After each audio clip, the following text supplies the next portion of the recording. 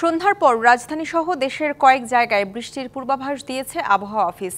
অভ্যন্তরীণ নদী বন্দরগুলোর জন্য ১ নম্বর সতর্কতা সংকেত দেখিয়ে বলা হয়েছে রাজশাহী, পাবনা, খুলনা, বরিশাল, পটুয়াখালী, নোয়াখালী, কুমিল্লা, চট্টগ্রাম এবং কক্সবাজার অঞ্চলের ওপর দিয়ে ভারী বৃষ্টি বা বজ্র বৃষ্টি হতে পারে।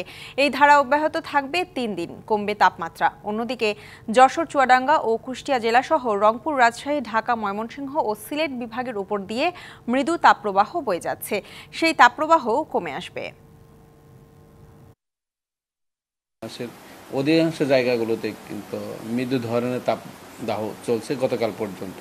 বেশিরভাগ জায়গাতে আজকে রাতে থেকে বৃষ্টির প্রবণতা শুরু হবে এবং আগামীকাল বিশেষ করে 25, 26, 27 এই 3 দিন দেশের উপরে দেশের যে অধিকাংশ জায়গাগুলোতে বৃষ্টিপাত শুরু হবে এবং সেই বৃষ্টিপাত কোথাও কোথাও ভারী বৃষ্টিপাতের সম্ভাবনা আছে।